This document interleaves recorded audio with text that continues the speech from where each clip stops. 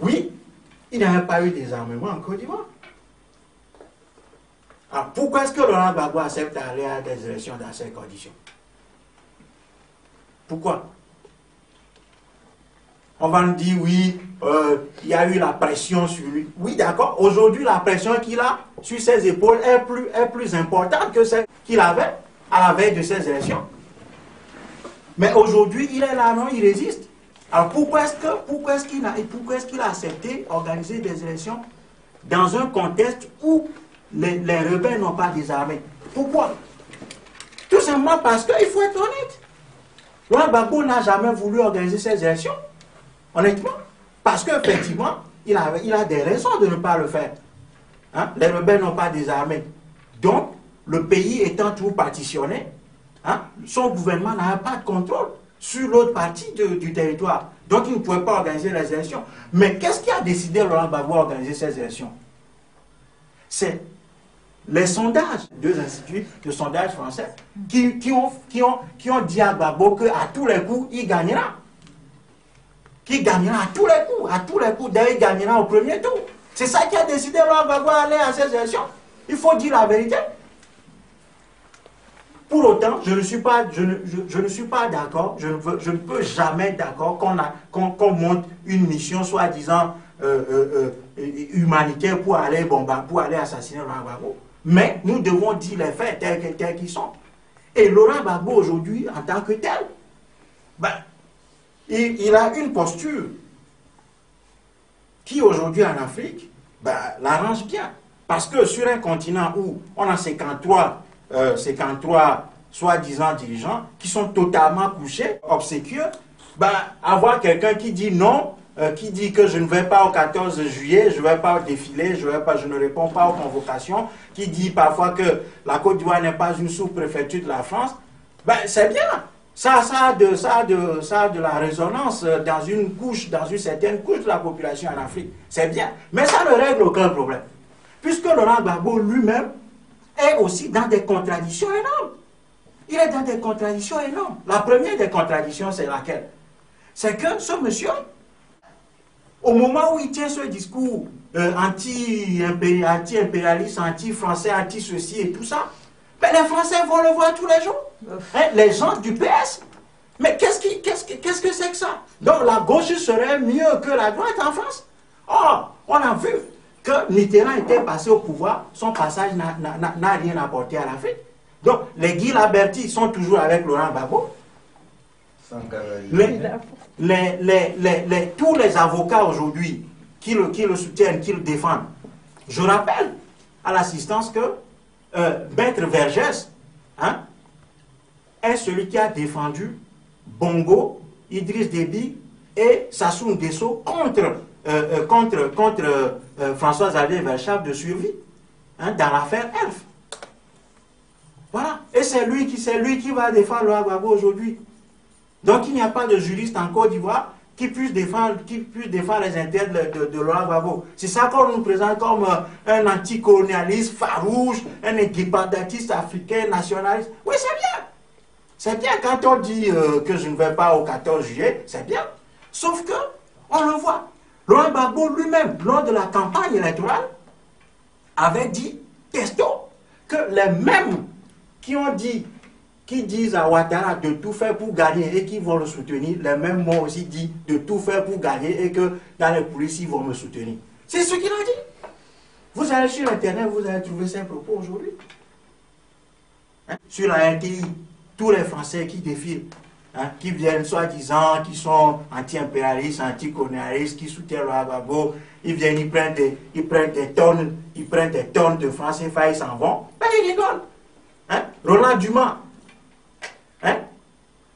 Qui ne sait pas que Roland Dumas est un truand, est un France-africain qui est avec Dos Santos, hein? L'affaire du trafic d'armes, l'Angola Gate. Roland Dumas est dedans. Et ce sont ces gars-là qui aujourd'hui vont venir en Afrique, soutenir Gbagbo parce que Gbagbo est contre la France et tout. En réalité, aujourd'hui en Côte d'Ivoire, c'est deux France-Afrique qui s'affrontent. C'est la France-Afrique de gauche et la France-Afrique de droite. C'est ça la réalité. C'est ça la réalité. C'est ça la réalité aujourd'hui.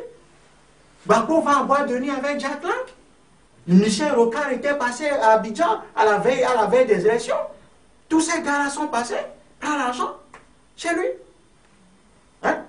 Alors, deuxième contradiction. Quel est ce pays qui se dit indépendant, nationaliste, panafricain, etc. Qui dit, bon écoutez, si vous ne reconnaissez, si on me pousse dans le dos, moi je vais créer ma monnaie. Donc ça veut dire que si on t'acceptait, tu allais rester dans la zone CFA, quoi. Donc, c'est-à-dire que si on ne posait pas ces problèmes à Laurent Gbagbo, il allait rester dans la zone CFA. Puisqu'il dit que, ah mais les autres, si on le force, il va créer sa monnaie. Mais on ne doit pas te forcer avant que tu crées ta monnaie. La souveraineté d'un pays passe essentiellement par sa monnaie, par la compétence monétaire. Si les Africains sont dans cette logique du franc CFA, c'est parce que nous sommes encore restés enfants nous-mêmes. C'est parce que nous ne sommes pas capables de relever un certain nombre de défis. Alors, Laurent Gbagbo va dire, bon, écoutez, si on me force, moi, je vais créer ma monnaie. Donc, si on ne te pousse pas, tu vas les laisser, comme les autres. Mais soyons sérieux. Troisième contradiction. Le frère Ebora l'a dit tout à l'heure. On entend Laurent Gbagbo et ses amis nous dire que les deux ambassadeurs, les ambassadeurs des États-Unis et de la France, ont pris le président de la commission électorale et l'ont amené dans un hôtel, dans l'hôtel où habite son adversaire, pour qu'il proclame les résultats. Et on ne tire aucune conclusion de ça. Supposons que cela soit vrai. Et Laurent Gbagbo n'expulse pas ses ambassadeurs, ne serait-ce que par la force. Il attend, et ce n'est que lorsque la France reconnaît l'ambassadeur nommé par Ouattara qui dit que j'applique la réciprocité. Vous voyez la logique dans ça? Deux ambassadeurs qui vont prendre le président de la commission électorale pour exercer en quelque sorte une pression sur lui pour qu'il proclame les résultats, vous les laissez, vous ne leur dites rien. Ils sont là, aujourd'hui, vous prenez une décision et disent que vous n'êtes rien, nous ne respectons pas vos décisions parce qu'on ne vous reconnaît pas. Vous êtes dans votre propre pays, mais ils vous disent qu'on ne vous reconnaît pas. Gbagbo a pris toutes les décisions contre eux, il a dit, bon, je veux qu'il... Il dit non, ça ne vaut rien. Tu es nul. Tu es avec tes gars là, c'est fini pour toi. Voilà. Alors, la réalité en Côte d'Ivoire, c'est laquelle? Je suis d'accord. Qu'il y a eu de la violence au nord, d'accord, il n'y a pas de problème, puisqu'on ne sait pas, puisque c'est les rebelles qui sont là-bas, on ne sait pas. D'accord, il y a eu violence, les gens n'ont pas bien voté, d'accord. Le code électoral, dans son article 64, comme le législateur ivoirien n'a pas idiot, il a prévu des choses. Le législateur ivoirien a prévu, à l'article 64 du code électoral, qu'au cas où le Conseil constitutionnel constate des irrégularités, je le cite, texto, qui sont de nature à entacher la sincérité du vote, la Cour constitutionnelle annule le vote et le dossier passe dans les mains du gouvernement qui, en concordance avec la commission électorale, décide dans les 45 jours qui suivent la convocation d'une nouvelle élection. À quoi va-t-on assister?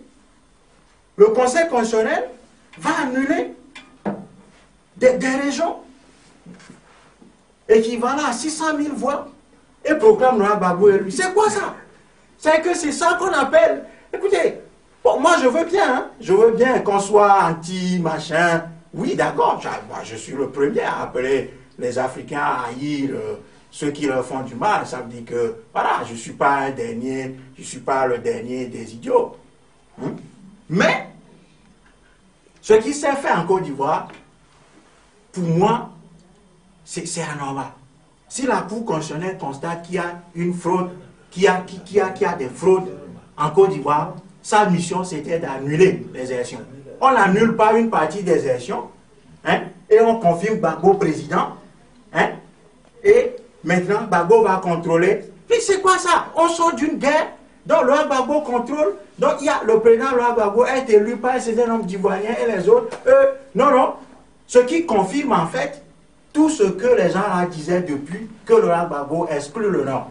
Vous voyez, donc ça dit qu'on va retourner l'argument contre lui. Que vous voyez, comme il nous excluait depuis, maintenant voilà qu'il nous exclut définitivement.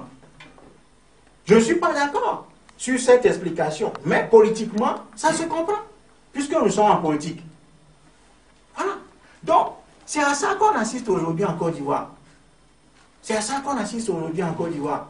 Et je ne vais pas revenir sur beaucoup de choses qui ont été faites en laissant rentrer dans la maison le sorcier blanc qui est venu. On l'a laissé, le Nussi, machin, Babo. Ouais, l'anticolonialiste, lorsqu'il a été attaqué, il va invoquer les accords de défense, tout ça, pour qu'on le protège. Même si la France a dit non, il n'en devient pas moins vrai qu'il avait fait. Si on l'avait sauvé, ça veut dire qu'il va conserver les accords de défense. Nous voulons nous affranchir de tout ça. Nous voulons nous affranchir de tout ça. Donc, ce sont là quelques contradictions que moi je voudrais soulever, qui, au demeurant, n'enlèvent rien du caractère comique de ce que la CEDEAO et l'Union africaine ont fait, soit disant qu'ils vont monter une opération militaire contre la... Regardez-moi ça. Fonya Simbe, au Togo, ou bien Blaise Compaoré, l'assassin de Thomas Sankara, c'est lui qui va... Regardez-moi ça. Ils sont des démocrates. Non, Laurent Gbagbo a fraudé les élections. Alors que vous-même, ils sont des fraudeurs de premier plan. C'est que les voleurs, ceux qui sont tous des voleurs, c'est eux qui vont dire qu'ils attaquent un voleur. Et ça, effectivement, en Afrique, c'est possible. Puisque si un pays veut véritablement sortir de ces situations et véritablement avoir les coudées franches pour pouvoir se construire, ce pays doit sortir du cadre global défini par l'Occident, qui est imposé à l'Afrique. C'est un corset. Vous allez aux élections, les gars, c'est leur système. Ils ont inventé leurs règles. D'accord. Alassane Ouattara, c'est le parrain de la rébellion. Mais bon sang, qu'est-ce qui nous empêche de faire des lois dans nos pays pour dire ceux qui se mettent au service de l'ennemi? Mais l'Afrique doit assumer son histoire. Nous avons des ennemis, nous devons l'assumer. De par notre histoire africaine, nous avons des ennemis, des gens qui nous ont enchaînés, qui nous ont colonisés, qui continuent par nous faire du mal. Nous devons assumer cette histoire et faire des lois qui mettent ceux qui sont de connivence avec ces gens-là. On doit exclure ces gens. On doit exclure ces gens. On doit les exclure. Parce que ce sont des traîtres dans l'histoire, de la construction de l'histoire des pays européens. On sait comment il y a eu des lois pour tuer, guillotiner tous ceux qui sont qualifiés de traîtres, de machins, d'ennemis de la patrie. On le sait. Pourquoi est-ce que les Africains veulent toujours aimer tout le monde? Nous voulons aimer tout le monde. On aime tout le monde. Alassane Ouattara, c'est lui qui a mis en pratique les politiques d'ajustement structurel en Afrique, en tant que directeur adjoint du FMI. Monsieur va en retraite, il se rend compte que l'Afrique va mal et qu'il veut diriger, que les autres ne dirigeaient pas bien. Alors que c'est lui qui faisait la politique contre l'Afrique quand il était au service des institutions de Washington. Il arrive, on le laisse. Alors, comme nous ne sommes pas souvent inventifs, qu'est-ce qu'on va faire? On va vouloir exclure Alassane Ouattara, effectivement, mais on va utiliser de mauvais arguments. Il est burkinabé. Ça n'a rien à voir. On s'en fout. Nous sommes africains. Nous sommes un peuple. Nous sommes un seul peuple. C'est les Occidentaux qui nous ont divisés à partir de la conférence de Berlin, en 1885. Nous sommes un même peuple. Alassane Ouattara peut être candidat en Côte d'Ivoire. C'est pas ça la question. Mais la question, c'est de savoir qu'est-ce qu'il va faire. Avec qui il est. Alors, nous fondant sur ça, on peut faire des lois pour exclure Alassane Ouattara. Tout simplement. Alors, on va dire, non, il est burkinabé, Laurent Gbagbo va même... On sait. Ben Soumaoro, tout ça. On sait comment ils sont même allés jusqu'aux États-Unis, soit disant qu'ils cherchent la nationalité de Ouattara, hein, et malheureusement pour eux, comme un crime n'est jamais parfait, bon, ils vont faire des documents, ils vont falsifier des documents effectivement, disant que Alassane Ouattara était un Burkinabé. Malheureusement, sur la naissance qu'ils ont faite, sur la pièce de naissance, ils ont écrit nationalité burkinabé. Alors qu'en ce moment, le Burkina Faso était la Haute-Volta. C'est là qu'on a compris